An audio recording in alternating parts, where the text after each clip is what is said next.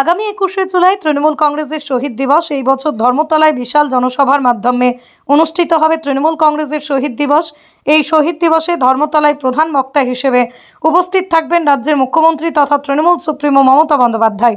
আর এই 21শে জুলাইকে সামনে রেখে গ্রামীণ হাওড়ার উলুবেড়িয়া পৌরসভার অন্তর্গত 17 নম্বর ওয়ার্ডের সিজবেড়িয়া নারকেলতলায় বুধবার অনুষ্ঠিত হয় একটি প্রস্তুতি সভা।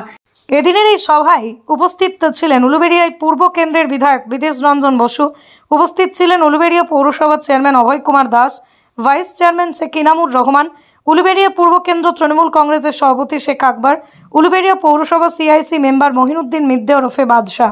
এই প্রস্তুতি সভায় উপস্থিত ছিলেন উলুবেড়িয়া পৌরসভার 17 নম্বর ওয়ার্ডের কাউন্সিলর শেখ আলাউদ্দিন, উপস্থিত ছিলেন 17 নম্বর ওয়ার্ড তৃণমূল কংগ্রেসের সভাপতি মিজানুর নস্কর সহ অন্যান্য বিশিষ্ট ব্যক্তিবর্গরা এবং তৃণমূল কংগ্রেসের কর্মী সমর্থকরা এবং 17 নম্বর ওয়ার্ডের বাসিন্দারা। 21শে জুলাই একটা আবেগের দিন, একটা শ্রদ্ধা জানানোর দিন। দিদি এই দিন পশ্চিমবঙ্গের সমস্ত মানুষকে নিয়ে আজকে শ্রদ্ধা জানাতে চান। যে যেভাবে মানুষের ঢল, যেভাবে মানুষ দিদিকে ভালোবেসে আসেন, লাখ লাখ লোক, অনেক লোক ঢুকতেও পারে না, অনেক দূর দূর থেকে আসে, তারা ঢুকতেও পারে না। কিন্তু আমরা দেখেছি যে রাস্তা আগের দিন থেকে দিদির সামনে থেকে দেখব, দিদির কথা শুনব, তারা রাস্তায় শুয়ে থাকে। এই যে ভালোবাসা, সেই ভালোবাসাকে পাথেয় করে লাখ লাখ লোক মানুষ দিদির কাছে আসতে চায়, দিদির কাছে আসে এবং দিদি ওই দিন শ্রদ্ধা জানান এই 13 জন যারা শহীদ হয়েছে তাদের প্রতি এবং তাদের ফ্যামিলির প্রতি যে দায়বদ্ধতা, দিদি সেগুলো পালন করে।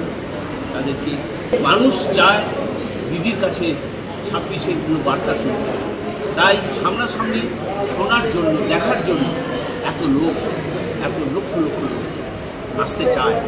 কিন্তু আমাদের সৌভাগ্য যে এরকম একটা মাননীয় মুখ্যমন্ত্রীকে পেয়েছি, যিনি মানুষের জন্য ভাবেন, মানুষের জন্য করেন, মানুষের পাশে থাকেন এবং আমাদেরও সব সময় বলেন যে সব মানুষের পাশে থাকবে এবং হাসি মুখে মানুষের সঙ্গে কথা বলবে। কারণ আমরা মনে করি দিদির যে আজকে 73টা প্রকল্প, দিদি তো সবই করে রেখেছেন, আমাদের তো নতুন করে কিছু করতে হয়, শুধু মানুষকে জিজ্ঞেস করতে হয় আপনি দিদির প্রকল্পগুলো পাচ্ছেন কি, এবং সেটা হাসি মুখে জিজ্ঞেস করতে হবে। এটাই হচ্ছে মাননীয় মুখ্যমন্ত্রী। আজকে 21শে জুলাই আমি আগেও বলেছি, এখনও বলছি, শুধুমাত্র একটা আবেগ নয়।